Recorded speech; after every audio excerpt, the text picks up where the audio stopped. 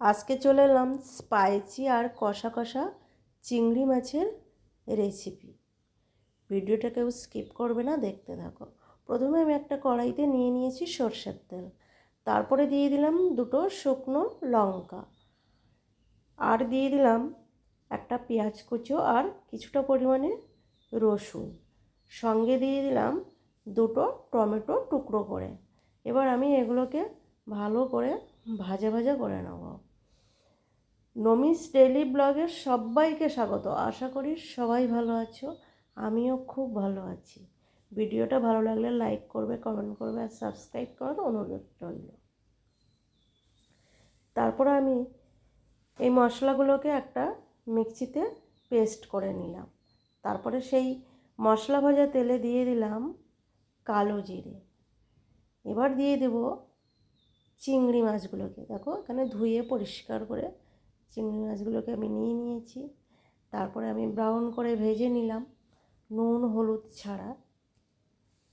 চিংড়িটা কিন্তু খুব টাটকা আছে আর খেতেও কিন্তু খুব টেস্টি হবে।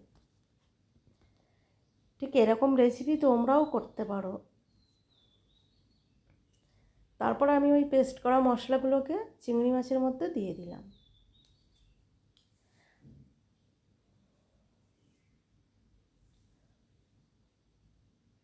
একটা জুসি জুসি টেস্টি হবে। তারপরে বাটি ধুয়ে আমি সামান্য পরিমাণে জল দিয়ে দিলাম। আর দেখো এখানে চিংড়ি থেকে আর মশলা থেকে বেশ কিছুটা তেল ছেড়ে এসছে। জাস্ট অসাধারণ হয়েছে লুকটা, দেখলেই খেতে ইচ্ছে করবে। দেখো পুরো মশলাটা থেকে তেল ছেড়ে এসছে।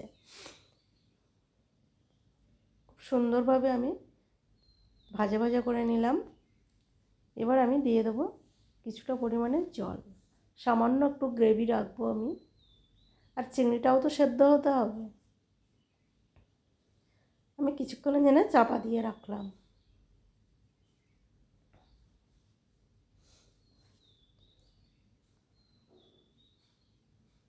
আর উপর থেকে দিয়ে দিলাম আমি 3টে বেবি টমেটো।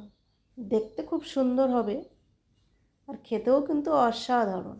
এখানে আমি চিনির পরিমাণটা বেশি দেব আর নুনটা দেব খুব কম করে। আর দেখো এটা চিংড়ির ফাইনাল লুক, কষা কষা চিংড়ি স্পাইসি রেসিপি। ভিডিওটা তোমরাও ট্রাই করো। রুটি গরম গরম ভাতের সাথে জাস্ট অসাধারণ জমে যাবে। দেখা হবে নেক্সট কোনো ভিডিওতে। ততক্ষণ সবাই ভালো থেকো।